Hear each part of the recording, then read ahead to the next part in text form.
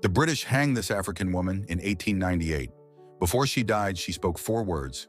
80 years later, an entire nation said she was right. Her name was Nehanda Nyakasikana, Zimbabwe, 1896. She wasn't a queen. She wasn't a warrior. She was a spirit medium, a grandmother in her 60s who spoke to the ancestors. The British had just invaded, calling her homeland Rhodesia. They seized the land, enslaved the people, destroyed the culture. The Shona needed someone to lead them.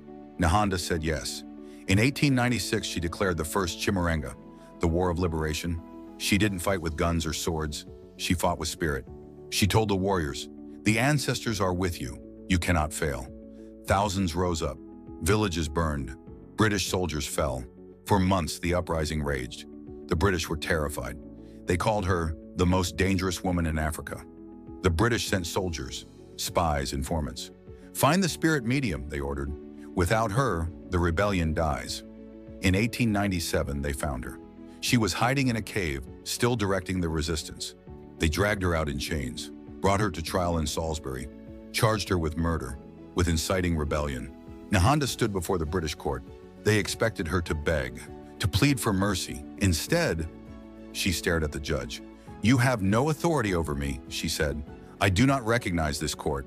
I do not recognize your law." The prosecutor presented evidence, witness testimony, confessions. Nehanda said nothing. She refused to defend herself, because to defend herself would be to accept their authority, and she never would. The judge sentenced her to death by hanging. She was in her 60s. The British offered her one final chance: convert to Christianity and they'd spare her life. Nehanda looked at them.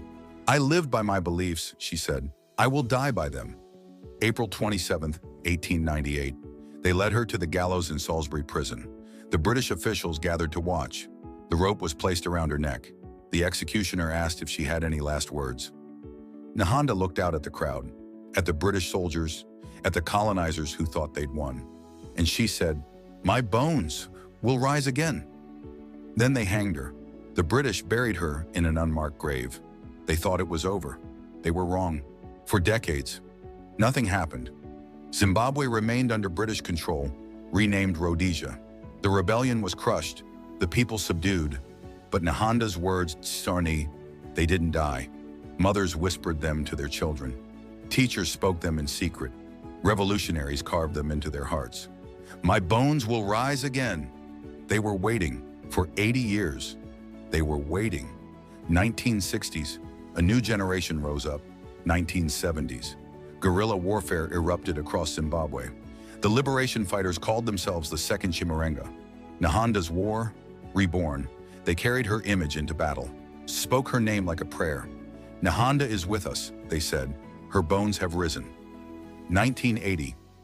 Zimbabwe won its independence. The British flag came down. The new nation rose, and they called it Zimbabwe. Free, independent, unconquered. Nehanda's prophecy had come true. Her bones had risen, not literally, but in the spirit of a nation that refused to die. Today, her face is everywhere in Zimbabwe. Statues, currency, schools. The woman they hanged became immortal. 4 words, 80 years, one revolution. Subscribe to Afro Lens for the history they won't teach you.